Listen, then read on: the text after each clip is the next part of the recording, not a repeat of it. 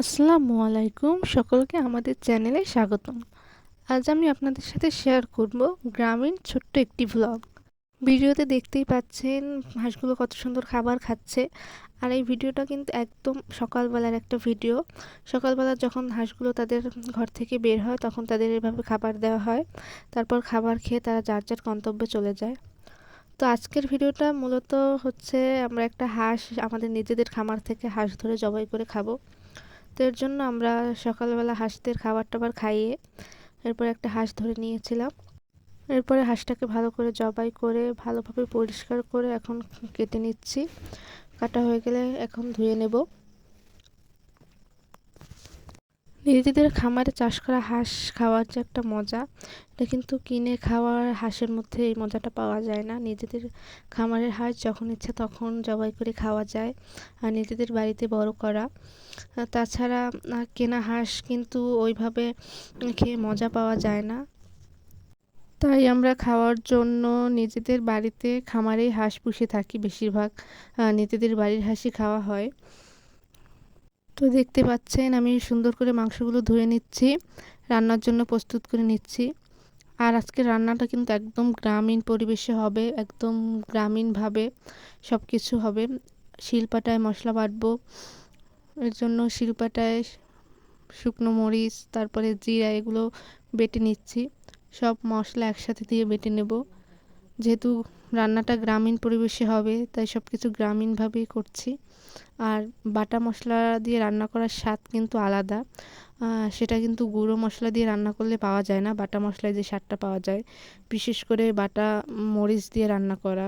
বাজারে কেনা গুঁড়ো মরিচে কিন্তু তেমন স্বাদ পাওয়া যায় না, যেমনটা শিলপাটায় বাটা মরিচের স্বাদ পাওয়া যায়। তাই আজকে শিলপাটায় মরিচ বেটে নিচ্ছি, ওই স্বাদটা অন্যরকম হবে।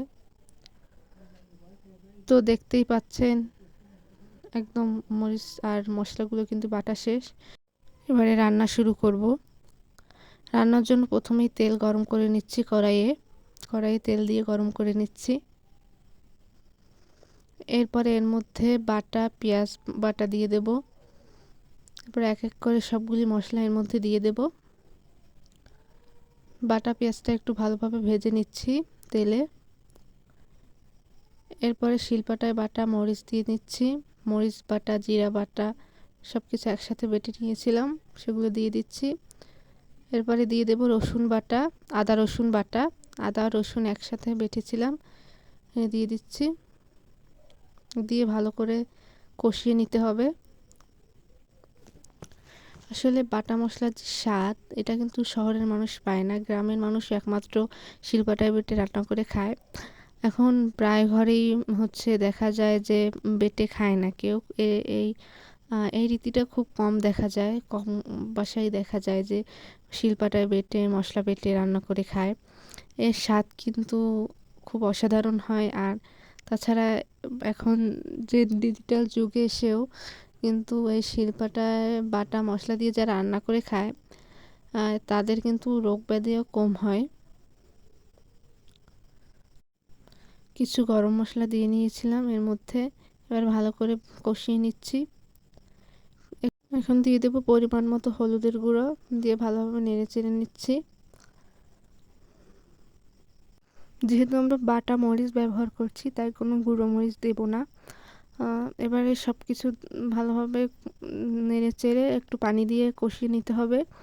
আর তরকারি যত কষানো হবে ততই স্বাদ, এটা আমি সব ভিডিওতেই বলে থাকি যে যত বেশি কষানো হয় তত বেশি স্বাদ হয়। তো ভালোভাবে পানি দিয়ে কষিয়ে নিচ্ছি।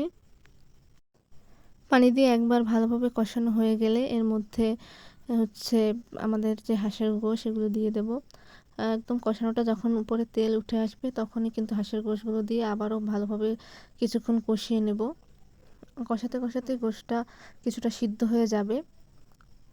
আসলে গ্রামের বাড়িতে হাঁস মুরগি পালন করে খাওয়া যায়, বা আমাদের বাড়িতে কিন্তু এবারে অনেক হাঁস হয়েছে। বাড়িতে পালন করে যত পরিমাণে খাওয়া যায় কিনে কিন্তু ততটা খাওয়া যায় না। আমাদের বাড়িতে কিন্তু এখন বেশ কিছু বড় হাঁস আছে যেগুলো এখন আমরা খাচ্ছি। কিন্তু শীতকালে কিন্তু হাঁস খেতে বেশি মজা, বা সবাই শীতকালেই হাঁস খায়। তো শীতকালের জন্য আবার কিছু হাঁস আছে ছোট ছোট, যা শীতকালে বড় হয়ে যাবে তখন খাওয়া যাবে। আর এখন কিছু হাঁস অনেক বড় হয়ে গেছে, সেগুলো এখন খাওয়া হচ্ছে। বাড়িতে হাঁস পালন করলে সারা বছরই এভাবে হাঁস খাওয়া হয়, কিছুদিন পর পর জবাই করে খাওয়া হয়। আমাদের বাড়িতে চীনা হাঁসও আছে, পাতি হাঁসও আছে, সব হাঁস। আর বেলজিয়াম যে হাঁসটা, ওটাও আছে। গ্রামের বাড়িতে খুব সহজেই হাঁস পালন করা যায়, যেহেতু খোলামেলা পরিবেশ, চারিদিকে পানি থাকে, হাঁসেরা পানিতে যেতে পারে। যেহেতু হাঁসের দরকার পানি, আর ওরা পানিতেই বেশি থাকতে পছন্দ করে, তাই গ্রামে এটা পালন করা খুবই সহজ। হাঁসের গোশের মধ্যে কষানোর সময় কিছু আস্ত রসুন দিয়ে দিচ্ছি। এটা আমাদের বাড়ি প্রায় সবাই পছন্দ করে আস্ত রসুন দিয়ে রান্না করে খেতে। রসুনগুলো যখন হাঁসের গোশের সাথে সিদ্ধ হয়, তখন ভাতের সাথে খেতে কিন্তু রসুনগুলো বেশ ভালোই লাগে, তাই এটা দিয়ে দিচ্ছি। এটা আমাদের বাসার প্রায় সবাই পছন্দ করে। তাছাড়া হাঁসের খাবার হিসেবে কিন্তু আমরা ধানই দিয়ে থাকি। তো ধানটা আমাদের বাড়িতেই হয়, এর জন্য বাজার থেকে হাঁসের খাবার কিনতে হয় না, খুব সহজেই হাঁস পালন করা যায়। তো এই পর্যায়ে আমি দিয়ে দিচ্ছি কিছু লবঙ্গ আর গোলমরিচ, এগুলো দিয়ে আবারও ভালোভাবে কষিয়ে নিচ্ছি। সব থেকে বড় কথা হচ্ছে, সুন্দর করে রান্না করলে হাঁস খেতে মজাই লাগবে। তাছাড়া হাঁসের গোশ এমনিতেও মজা লাগে, তা আরও যদি সুন্দর করে রান্না হয় তাহলে আরও বেশি মজা লাগবে। পোলাও পাতা দিয়ে দিচ্ছি, এবারে ঝোল দিয়ে ঢেকে দেবো সিদ্ধ হওয়ার জন্য।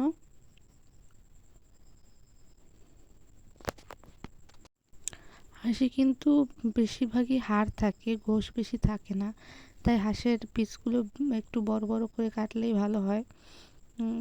আর যেমন অন্যান্য মুরগিতে বা অন্যান্য যেমন রাজহাঁস বা অন্য বড় কোনো হাঁসে যেমন গোশ থাকে, পাতি হাঁসে কিন্তু একদমই গোশ থাকে না, হাড়ই বেশি থাকে, তাই পিসগুলো একটু বেশি বেশি বড় করে কাটলেই ভালো হয়। তো আপনারা কারা হাঁস পছন্দ করেন অবশ্যই কিন্তু কমেন্ট করে জানাবেন। আমাদের হাঁসের গোশটা কিন্তু প্রায় রান্নার শেষ পর্যায়ে রান্না হয়ে গেছে, এখন তুলে নেওয়ার পালা। আমাদের বাসায় সবাই হাঁসের গোশ পিঠা দিয়ে খেতে পছন্দ করে, চিতই পিঠা বা ছিটা রুটি, তারপর রুটি, এগুলি দিয়ে বেশি খেতে পছন্দ করে। তো আজকে কোনো পিঠা বানানো হয়নি, আজকে ভাত দিয়েই খাওয়া হবে। পিঠা বানানো হলে আরও জমে যেত। দেখতেই পাচ্ছেন কত সুন্দর কালার এসেছে, আর দেখতে কতটা লোভনীয় দেখাচ্ছে। আমার তো এখনই খেতে মন চাচ্ছে ভয়েস দেওয়ার সময়। হাঁসের গোশটা এতটাই লোভনীয় যে দেখলেই সবার জিভে জল চলে আসে। আমাদের রান্না কিন্তু শেষ, এবারে বাটিতে তুলে নেওয়ার পালা। দেখতেই পাচ্ছেন আমি লেগ পিসটা নিয়ে নিচ্ছি। এত মজা রান্না দেখে আমি আর অপেক্ষা করতে পারতেছিলাম না, তাই আগে আগে নিয়ে নিচ্ছি খাওয়ার জন্য। আগে আগে নিয়ে খাওয়া শুরু করব। দেখতে পাচ্ছেন, এরপরে রসুন নিয়ে নেব, আস্ত রসুন। এটা আমাদের বাসার সবাই পছন্দ করে। হাঁসের গোশ বা গরুর গোশ রান্না করলে এর ভিতরে কষানোর সময় আস্ত রসুন দিয়ে দেই। তো ভিডিওটা এই পর্যন্তই ছিল। আপনাদের ভালো লাগলে অবশ্যই কমেন্ট করবেন, জানাবেন কেমন লেগেছে। আর অবশ্যই চ্যানেলটা সাবস্ক্রাইব না করা থাকলে সাবস্ক্রাইব করে দিবেন। ধন্যবাদ সবাইকে।